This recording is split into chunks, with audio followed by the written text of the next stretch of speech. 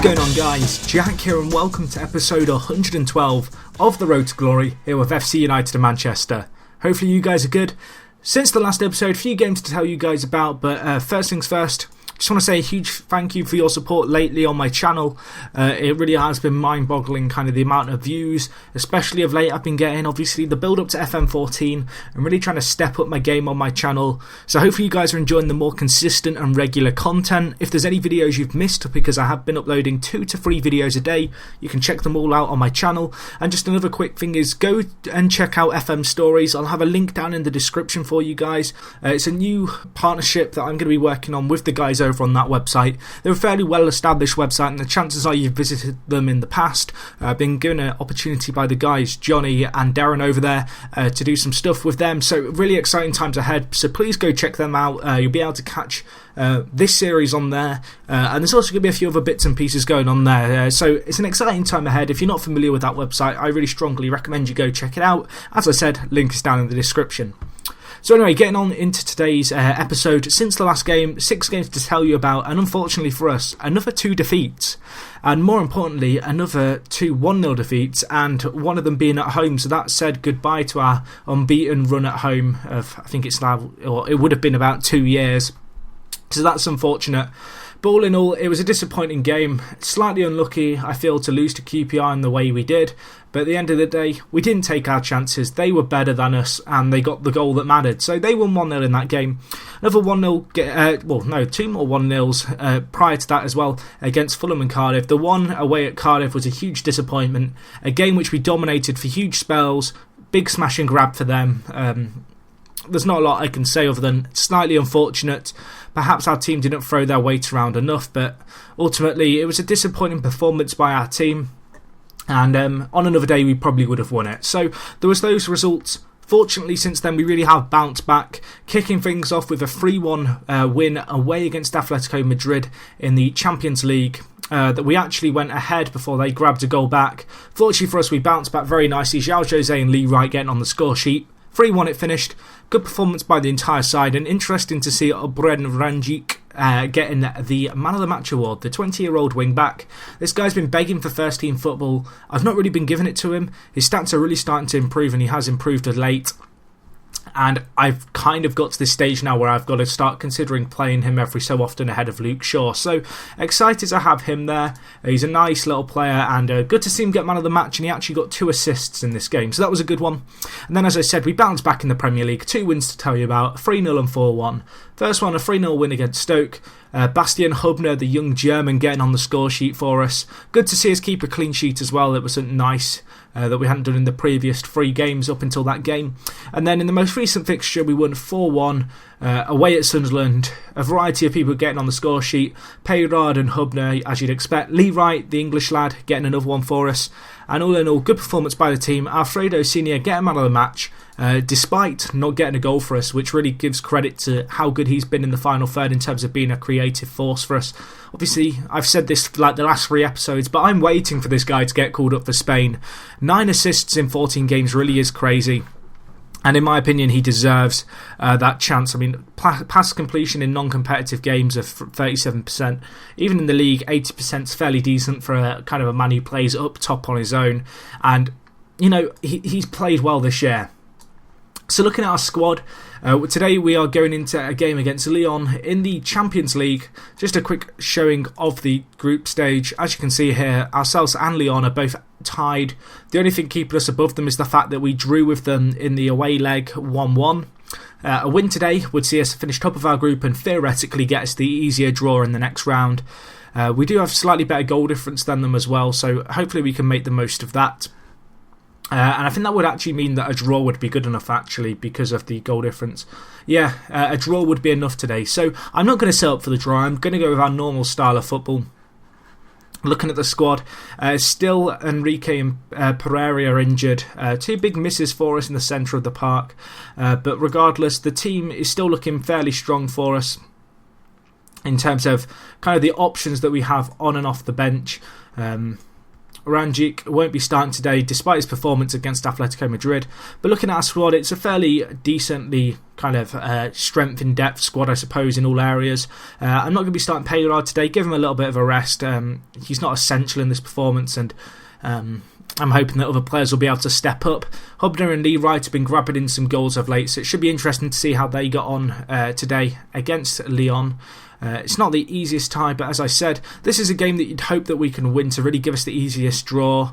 They're playing with Oscar and Lukaku up top. Lukaku's now pretty old on this, still fairly fast for a 33-year-old. And then we also have Oscar here, who's not the Oscar I was thinking it was going to be, but he looks like a very good player on the left wing. So a few names here that we do need to be aware of. All in all, they have a fairly strong team. They've also got Mvia at centre defensive mid, who's kind of old and kind of sluggish now. So hopefully my team's pace in that area will be of some use to us. We also have Okoro here, who's, I guess, more defensive player. He's actually playing defensive midfielder, even though he can't play there. So I'm hoping that we can kind of exploit, I guess, this area of the park really in the pocket. Although they have two defensive midfielders, neither of them both of them are good, but both of them have their own weaknesses. I'm hoping that Alfredo Senior will be able to find the space between them. So looking at the kind of stats and stuff, Matty is set to make his 100th career appearance for FC United of Manchester, which is really good. Obviously, Matty's only 21. He's a guy who's been playing at the club for a very long time now. This is his 5th year here. Originally, he wasn't a regular for us. He's earned his place in the first team, and he certainly deserves credit for what he's done at the club. He's become a regular from a young age. He's developed amazingly as a player, and he's a guy who I originally thought I was going to be playing at centre-back, but as he continues to kind of mature as a player, he really is starting to look like he really could be a class act in midfield. So that's something to keep an eye on. Alfredo Senior not scored in 520 minutes, so I want to make an amends for that. But we'll see how we get on here. And then looking at this interesting stat, when David Gauthier is in defence, we've only conceded 15 goals in 18 games. So I'm hoping that the lads can do something today. I'm just going to encourage the team. I'm going to tell them that I believe if we play our game, they can win. This is the kind of game that, on the face of it, it's trickier than it looks. But at the same time, you'd be hopeful that we can do something against them. So yeah, as I said, they're playing fairly defensively. They're kind of playing a very conservative 4-3-3 with the 3 defensive midfielders, 1 centre mid, then the 2 wingers and the striker. Alfredo Senior, bury that. Well, there's his goal drought gone, guys. I was worried about that, and he's loving it. Look at that dancing. Great little goal from there. 1-0 it starts off here against Lyon. Looking at the stats, we're playing really well, and we're in control of the ball for the most part, and we have another chance here. Ball in, Gauthier, bury that. Keeper saves it. Rico Francis, get that in the ball box. They could hit us on the counter-attack here. I mean, I've got to be wary of the counter-attack. One thing I really love about this kind of formation that I play with the 5-2-1-2 is the fact that the wing-backs, even when they commit kind of forward because of how attacking we are, there's always 3 centre-backs at the back, and those guys really are able to deal with it all. I'm going to tell the guys, you've played well, but there's room for improvement. It was an okay first half. There's certainly positives I can take from there. You know, obviously we're in the lead, which is great, but at the same time, we're at home against Lyon, and you'd really hope that we can now close out this game against them. So it could be interesting to see how we get on here. Matty is booked, might be a player who I look to sub off kind of in the 60th minute. Just be careful, there's no point in going down to 10 men. Obviously we experienced that against Man City. They have a chance here. Was that a save by the keeper? I think it was. That was a great save by Pavlenko. Second chance here. Can we get the ball out? It's important. Oh, okay, it doesn't even matter. Just cut off like that, that's fine. 60 minutes in, time to make some changes. I'm going to bring on a Baga for Matty, but I'm actually going to switch Rico Francis to the more defensive of our centre mids, and then bring on a Baga. Alfredo Senior is also looking a little bit tired, so I'm going to bring on Payrard for a touch of class, and hopefully those 2 fresh legs in the midfield, 2 fresh, fairly athletic and fast attacking midfielders, are going to cause some problems to Mvia and the other centre mid of Lyon that they have, because they're fairly slow, as I've already said. So let's see what we can do here, working the ball around nicely. Looking at the stats, 61% of possession. They've only had 2 shots on goal.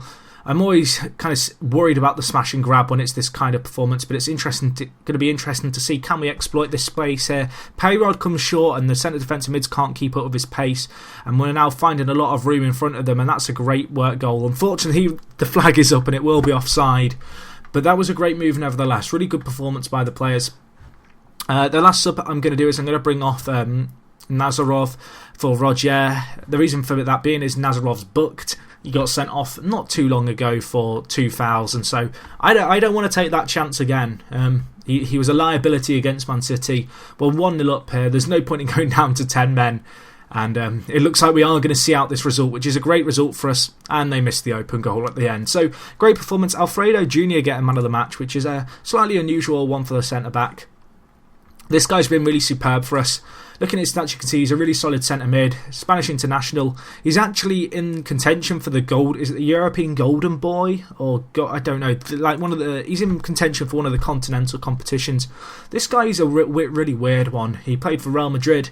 A few years ago, he got released by their B team. I have no idea why he got demoted to their B team and they never signed him a new contract. We snapped him up at the age of 18 or 19, and since then he's become an essential player in our first team. He's a really solid player, natural defender, it has to be said. I mean, his mentals, they're not quite perfect yet, but the 16 determination and 18 work rate make him great, and his really good physicals, particularly in the stamina area, combined with his work rate, means he is really going to work hard as a centre-back. So looking at our team, I'm just going to give you a quick rundown of, I guess, some of the ratings and stuff from the last few games. So in terms of top performers, Tanguy Horn's been a big player for us.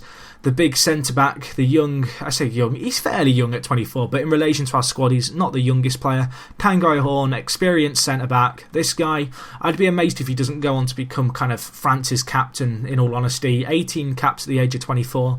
His stats are superb. Really solid mentals for a player of his age.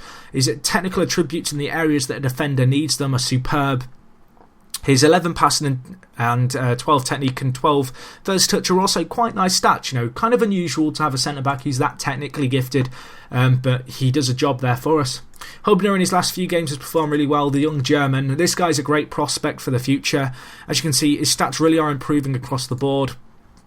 He's a player who I've worked very hard on trying to get the most out of, and it's kind of paying off now. All these stats are kind of improving. He's showing some good signs of progress. He's a player who I believe has so much potential, and it's just a case of him kind of matching that. At the moment, we're training his composure, which at the start of the season was only 12 or 11, and so far this year he really has upped that, which is great.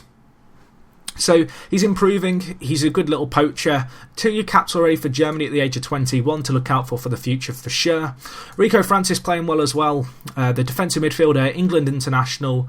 He's a natural athlete. Pretty unusual for a player at 18 years old to get called up for England. If I show you the England senior squad and show you the ages, you'll see that he's fairly unique in kind of being the 19-year-old. Ash Jenkinson has also been called up, although in all honesty, I don't really rate this guy that well. I think he's a good player, but I'm not sure if he's kind of good enough for England's national side at the age of 19. But I can't criticise the England manager's inclusions because I'm not the England manager. So that's a few of our top performers. Just a quick, I'm trying to think if there's anything else. Oh, one more thing. I managed to get Payrod to sign a new contract with the club. He's a player who's been superb for us over the years. He's 19 years old. He's honestly one of the best 19-year-olds I've ever seen. He was a natural athlete. He came to the club with determined nature. Yeah, whatever you want to call it. And you can see here, looking at his stats, great performance. You can see where he got hit by injury early on and a lot of his stats tailed off. But since then, he really has worked hard. And in his last kind of... is it 3 or 4 years at the club? 4 years. He's worked really hard, and for 7.5 million, you know, that was a big gamble for a player at the age of 15 to get him in. And so to grab him in when he was 15, identified him. I mean, £7.5 million for a 15-year-old is crazy, but he's looking like he's going to repay that as one of the best regens I've ever seen in Football Manager, if I'm honest. So just one final look at the kind of side you can see here. We're looking very good. In terms of records, let's cover the records. Why not? So looking at this legend, Glenn Stewart and myself. Glenn Stewart, if you're new to this series, this guy still at the club now, 29 years old, Northern Ireland international, one of the most loyal players at the club, came in for 70k and has stuck around ever since, and he's been a great player for us over the years. Really can't underestimate how good he's been for us. I got him when he was 17, I believe, or 16. Bit of a risk at £70,000 for a blue square bet prem player, but he's come good for us. He's kind of hit his potential now. Probably no better than a championship defender, but I like to keep him here for the sentimental reasons, and he really has been a great player for us. In terms of icons, there's a few guys here you'll remember. Jerome Wright, a player who was actually at the club when I very first joined, and he got the record number of assists in a season, which I believe is a record he still holds at something like 18 assists in 1 year. He's now a coach at the club, which is nice to see, kind of keeping hold of some of the real icons of the club. Other players, Shane Barney, now at Southampton. This guy, one of the reasons I managed to get out of League One when I did, I want to say recognised England international. Given his record for England, I believe he should be there. 4 goals in 3 games, but this guy was superb for us over the years. He was a key player for 6 years at the club, contributed a number of goals, 33 goals in our year in the Championship. He really was one of the reasons why we were able to go straight through the Championship, through the playoffs. And then, of course, Francesco Adani. This guy, his stats don't do him justice for what he did achieve at our club. He got a Germany call-up while at our club. He got released by Gillingham in League One. I came in for him, took a risk, and it paid off for us. Consistent performer for 4 years. Again, he adapted well in the Premier League. Since then, his stats really have tailed off since he took kind of this position now at Derby, and now he's a free agent, which it's sad to see.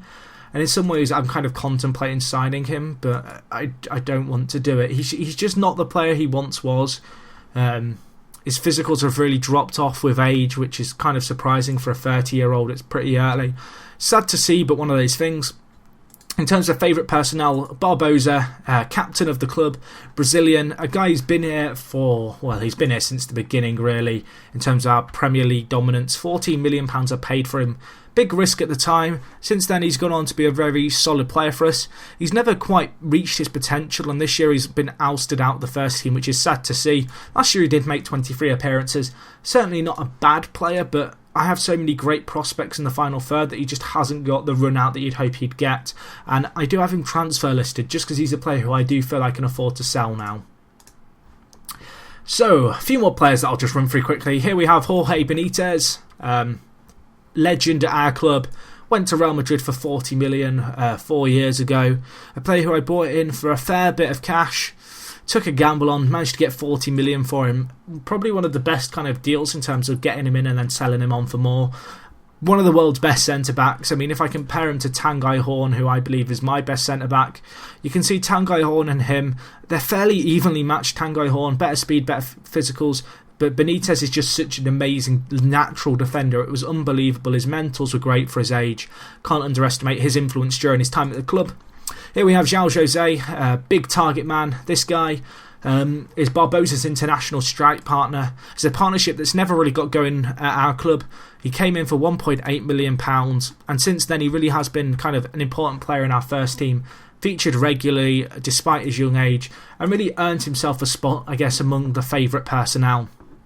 I'm going to plough through the last few of these because otherwise we're going to be here all week. But David Gauthier here, young Frenchman, good natural defender, 24 years old, came in for 12 million 4 years ago from Marseille. Great player, improved a lot during his time at the club. Dzeko, Brazilian left winger with a right foot, great player for cutting inside, amazing free kick taker, now playing at Bayern Munich. We sold him a few years ago for £21 million. This was due to the fact that I switched to a more narrow formation and he could no longer play anywhere, although looking at it, he's now been trained to play centre mid by Bayern Munich, so a player that perhaps would be of use to me now. And last but not least, Alfredo Senior. Already covered this guy, but looking at him, natural predator up top. This guy came in on a free from Villarreal. I signed him on a Bosman. It was a good little deal, I believe. I mean, looking at his stats, he's been a solid player despite his fairly old age, and he's really kind of, in my eyes, deserves a call-up for Spain. His physicals, his speed, his creativity and attacking are some of the best stats you will see. And honestly, this guy is just superb, and he's currently tutoring Carl Klaus, who I believe is going to kind of be the next Alfredo Senior. Looking at his stats here, you can see Carl Klaus, great player, lots of potential, and I'm hoping that with Alfredo Senior tutoring him, we're going to see some good improvements. Already good to see, noticing that his determination is rocketing with Alfredo Senior tutoring him. Hopefully that will continue. So yeah, that's a brief rundown of the club, guys. Just wanted to keep you guys up to date. Hopefully you enjoyed today's game against Lyon. If you've enjoyed the video, as always, please give the video a like rating. It does help people find my channel, my videos and all that good stuff. As I said at the start of the video, go and check out footballmanagerstory.com. Link is down in the description. They write some really interesting blog articles, some nice stuff to read there, and I do recommend it for anyone who enjoys FM. And even if you're not really a blog person, I promise you there is something there for you. But that about wraps things up, guys. Thank you for watching, as I already said. It is me, Jack, guys, and I'll talk to you guys in a bit. I'm out.